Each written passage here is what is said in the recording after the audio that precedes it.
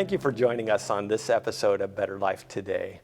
We have Shirley Allen with us today from the Oregon Conference of Seventh-day Adventists, and you are the Children's Ministries Director. Is that correct? That's 100% correct. 100% correct. And how long have you been there in that role? I have been doing that for the last 6.5 years. 6.5 years. So you're past the stage of getting your feet wet. You're fully engaged at this point. Yes, but I have done it before. I did it in the Oregon Conference. Okay. I was the Church Ministries Director in South Africa in one of the conferences there, the Cape Conference, and I did that for 10 years. All right. So that included children's ministries. Well, I'm glad to hear that. I love expertise, and I love hearing stories about what brought people in.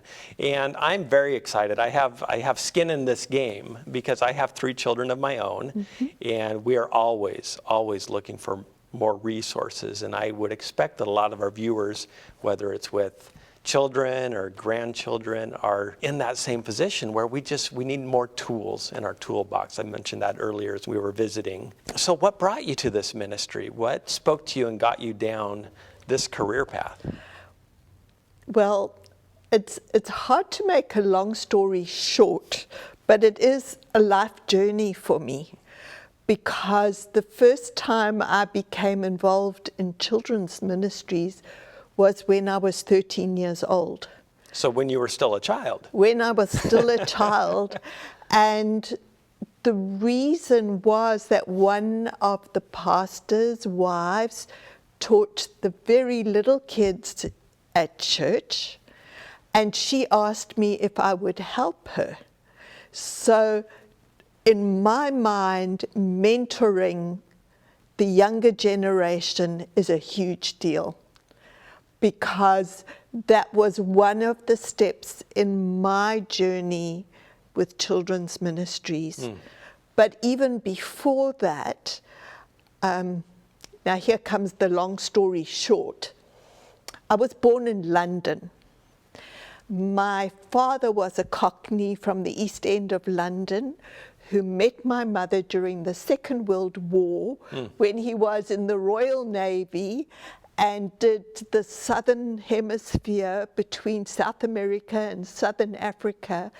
And he stopped in the port of Durban and met my mother. And they had a whirlwind romance. And anyway, I have an older sister, and the two of us and my mum and dad moved back to South Africa when I was 4 years old. My mother missed the sunshine. Yes, I can imagine. So that was the beginning of my journey, because I'd been in school in England, but in South Africa, they only take kids at the age of 6, and I was 4 at the time. So my parents were scouting for a school that would take me. And my grandmother had a friend who was a Seventh-day Adventist who knew about the church school, which was close to where my grandmother lived. So your parents were not Seventh-day Adventists then? Not at all. Okay. In fact, they were not really churchgoers. I was christened in the Church of England, and we would go for weddings and just special events. Just special events, yeah. So we really were not churchgoers at home. So I landed up going to church school and learning from an amazing group of teachers. I can tell you today each one by name. They were just amazing people in my life, and then amazing friends who would invite me to come with them to Sabbath school. And that's how my relationship with Jesus started, through teachers and through friends and through church. And did that have an influence on your parents as well? Yes, but it took a little while. When I was in college, my mother was baptized. So that was a good, what, 4 to I was about 18 at the time, so it was about 16 years later. And then it took much longer for my dad to be baptized, but my sister in between got baptized. So I have a sister that was born in South Africa, and she became a Christian, and I used to take her to church. She's 12 years younger than me. So the two of us used to walk to church together. It's a beautiful story. You know, it makes me think of phrases like, you know, children shall lead them. What a blessing. And it was just somebody looking for a school that would take you, because the public school system wasn't available to you at that Yeah. age group. And of course, I made a decision to be baptized when I was about 12, and I went home and spoke to my parents about it. And they weren't anti, they just thought that I shouldn't be in a rush to do it. And then about a year later, after much pestering, they said yes. They knew that You were serious about I was serious, and so I was able to be baptized at a brand new church that I was later married in. So what exactly happened then at 13 that led you down this journey toward children's ministries? Well, I started off helping in Sabbath school. And then a friend of mine said that she was helping with a vacation Bible school. Okay. And this was a big vacation Bible school that was run by a school teacher who was an Adventist, and she used to hire a community center, like the city hall, we would probably call it here. And she would do, all the children that came to that VBS were basically community children. And so I signed up to help, and they put me in a group to help prepare all the crafts and things like that. And they put me under one of the adults to help with one of the age groups. And so little by little, I was kind of enveloped and loved by the people at church, who always would stop me and ask me how I was and how my parents were doing. I mean, if I think now of the little old ladies who were probably younger than I am now, but, you know, there were some of them that every week faithfully would spend time talking to me. They were encouraging to me, and all my Sabbath school teachers along the way, they would do the same. And I had other things that they involved me in, but children's ministries became my love, my first love. And I had an incredible teacher. All my teachers were incredible, but I had one incredible teacher in what we called Standard 4, which would be grade 6 here, just at that very crucial age. I loved her so much that I used to get up early in the morning to go and clean her blackboard for her. And I used to catch a bus and walk up a long hill rather than have my dad drop me at school, just so I could be there on time. And she used to involve us in what we called 13 Sabbath programs. And so we had to say parts in church and talk about mission. And for instance, one year, all of our funding was going to India. And I remember dressing up in a beautiful sari and singing my heart out and saying a little poem, and little by little, I just became so invested in doing things that were meaningful. Right, and what an important age to do that at, when, you know, it seems like there's a transition point for a lot of us, certainly for me growing up, where right around that time, maybe you start to be a little shy or embarrassed, self-conscious, and so you start pulling back. I used to help in primary at camp meeting, and I loved primary because the kids were still really enthusiastic and they Yes. weren't so concerned about what their buddy was thinking about them. Correct. Yeah. So this spirit of involvement, Yeah. involving the kids, was that the norm in that area? At that Or was time, it really was it a real intentional thing that we've got to include our kids, or was it just what they did? I think it was just second nature to Mm-hmm. them. And I think some of that we've lost along the way so. and that we could always do better on. Yeah, I think one of the things also that helped me stand on my own 2 feet was the fact that I was in church school for elementary school, but there wasn't a high school in our city that was run by a church that we were aware of, and my parents did not want to send me far away for boarding school. Right. So I went to a girls' school of about 1,000 girls, and I think there were 3 or 4 Adventists in that school. And so I had to make decisions there, and also decisions with my parents as to what was meaningful to me and how I wanted to follow Jesus. So, for instance, keeping the Sabbath was a big deal for me. And so there were lots of activities that happened on Saturday, particularly sports. And I loved sports. I was on the swim team, I was on the netball team, I was on the field hockey team.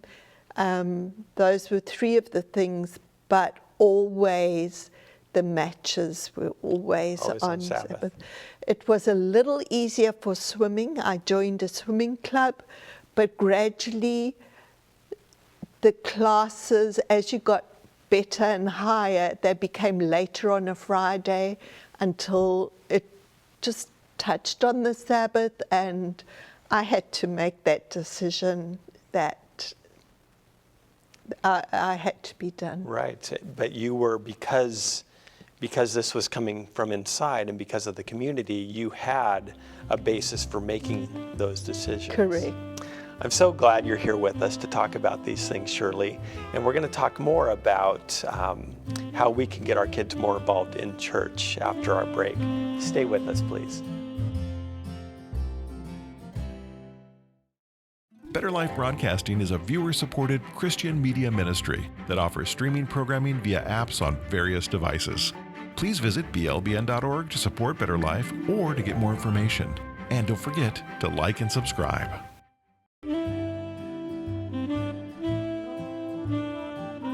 Welcome back. I'm enjoying my conversation with Shirley Allen from the Oregon Conference. And before the break, we were talking about, how your engagement there at the church really influenced things, and it led you to these decision points where you're involved with sports and everything else, and you had to decide. It wasn't going to be your parents. You had to decide on what your values were at that point. Can you share a little bit more about that? Well, it made me stick up for myself and to get a little bit more grit behind me. It's harder sometimes when you haven't had practice making those decisions to maybe make them at a later stage in your life. So I was never a rebellious teenager in that I was making those choices myself. Right, but you were kind of rebelling against the system. I was, Yeah. because I was being different to most of those around And me. that's not easy at that age. No, especially when you're trying to find your identity and to be your own person. Yeah, so I wish I could talk to you for hours here. I'm so interested in this, but I'd like to, so this was in South Africa. Correct. And you're a child, and let's move quickly up to, what brought you to America? Well, my husband and I had been serving in the church in South Africa. He had, well, you know, you're on a journey and you go from place to place Sure. and do different things. But you do come to a point sometimes in your ministry where you realize it's time for a change. You have done what you were asked to do in a certain place, and it's time to move on. Okay, and at that point, you were involved in children's ministries, and he was a pastor. He was actually the college president Okay. of Helderberg College at that stage, and I was church ministries director at the Cape Conference. Okay, and you were there for about, what, you said about 10 years? 10 years. I was the longest serving church ministries director in the whole union. I'd been there longer than most. And Dave got to a point where he felt it was time, and then we had to be patient and wait. My husband's kind of old-fashioned in that he never gives his resume, his CV in to anybody and says, look, I'm interested. He's never had to ask for a change. It's always been spirit-led. Right. He's never instigated it himself.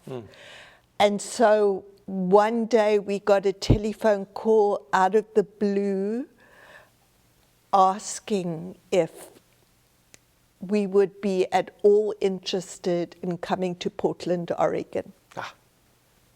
So he visited the US quite a number of times. I'd been once or twice. And we had friends here. And then at that particular time, there were people that we had served with in South Africa that were pastoring at this church. And we knew we had a good fit. And Dave was asked to come and serve at a church in Portland. So I'm sorry, I'm going to be a little silly. So you moved from England down to South Africa where it would be nice and warm, and then you're moving up to Portland, Oregon. Did you know what you were getting into weather-wise? Funnily enough, yes, because Cape Town has pretty much the same weather. Similar weather patterns. Yes, so it's also Mediterranean winter rainfall. Very nice. Not quite as cold as it gets here, but then remember in South Africa, they don't have in-home heating like we do here. So we're thoroughly spoiled. Right. Well, I'm glad you came. And so he accepts the call that brings him up to Portland, and that's at the Sunnyside Church. Correct. There in Portland, Oregon. And did you immediately switch gears and join children's ministries here as well? That was a bit of a hard journey for me because there wasn't a position available for me. But I was offered a job at a non-profit called Project Patch. And Project Patch had an opening for a job that I had never done before, which was development. But I reasoned in my mind, this is still for kids. Absolutely. And the person who gave me that job, Tom Sanford, I know Tom very well. he accepts the kids and sees who they can become. He did the same for accepted me. you. He had never met me. He'd never spoken to me over the phone or anything. And he hired me. Came to meet me at the airport when I first arrived. And just like your husband, you didn't instigate this. This was a spirit-led thing. Correct. And what did that do for you? How did that experience prepare you for what you do now? I think it was transformational in that it helped me to understand the America as it is now. Because although South Africa is an English-speaking country, culturally there's a lot of differences, and a lot of differences in the way people think and act and behave and many other things. Right. And institutions. I mean, I'd never seen a post office like this post office, you know, all kinds of weird things. Right. So this brought you forward to what you do now, and that is you're in a position that is very, very child-focused. Correct. And the last couple of years have been really a challenge for your organization, for parents. We're still dealing with the effects of COVID. And so I'm curious, looking back at those experiences and what you're doing now, was God using these to prepare you for what? For the transformation? I mean, has it been transformational organizationally? Very much so. I mean, all the events, whether they were training events or children's events that we were working with, were all in-person events. Mm-hmm. And now we had to totally pivot and do everything online. So to begin with, I started a newsletter and changed it not from just training children's ministries, people in the churches, but also providing resources for parents. For the families and the parents. Yes. So we started to send out like 500 packets of material each month for parents. And then we chose like character trays, and we based the resources that we were sending out on different character trays that the parents could use to focus on each month in character development and in spiritual discipling of their children. So it almost seems to me that this has provided an opportunity. It really hasn't changed the mission. It's just you've added more tools.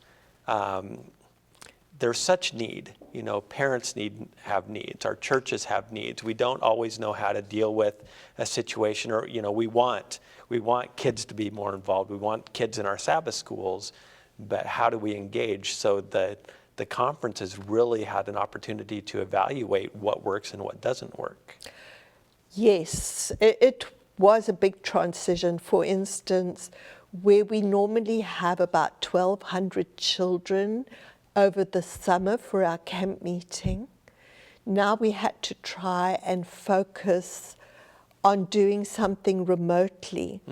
And if you think back over that time with your own children, remember how hard it was for them to transition to doing so much online. Yeah. I don't know if they were in school at the time, but for many parents, just getting the children set up and concentrating and being able to have rapport with their teachers, and then Sabbath schools, what were they doing to follow up? Right.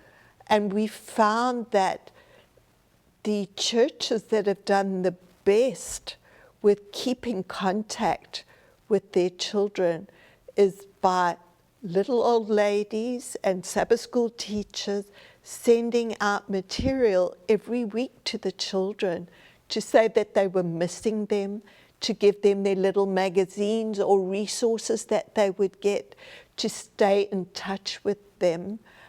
That's one of the things. Right. And another way which the pastors who did it found worked really well, and they got a huge response, was to visit the families with kids. And they would just do a drop-off and say hi, and the kids got to know the pastor's coming today to just drop stuff off for us, and we are important enough that the pastor will do that. So it's the same as what we're doing with the adults. We are engaging with them. We're making them feel important. We're making them feel like they are part of the community. Correct. And these are things that have always been important. It's Yes. not, well, we need to do something for the kids. It's that, no, they are part of our community. They're part of our church. And let's treat them as such. Yeah, it's the relationship Yeah. that we still have to keep going with our children. So what's the best way to get resources? Is there a website that's set up, so we'll put that information up on the screen, because we all need more tools in our toolbox, and we have the opportunity to learn from one another what works, what doesn't. In the few minutes we have left, about a minute we have left actually, what's happening in your life right now? Is anything changing coming up? Yes, after working for the Seventh-day Adventist Church my whole life, I've finally decided, with much soul searching, that it is time for me to go into retirement. And so, although I hope to stay involved, Oh, you will. and to volunteer in where I can, that at the end of this year I'm going to be retiring. Right, which from my understanding of retirement, a lot of times that simply means repositioning to where you're mentoring others, which has kind of been your mission all along. That's totally correct. Yeah. Well, thank you so much for joining us. I'm so thankful that we have resources available, that the conferences are putting time into this, and that you have dedicated your life to serving children and serving communities. So thank you so much, Shirley. Thank you for having me today. It's always a pleasure to talk about children and children's ministries and to advocate for kids. Well, in retirement, I hope you'll come back down to Southern Oregon again and we can have another chat, because I feel like we just touched on topics and we could go much deeper. So thank you for joining us. Thank you. And thank you for joining us. Have a blessed day. Bye-bye.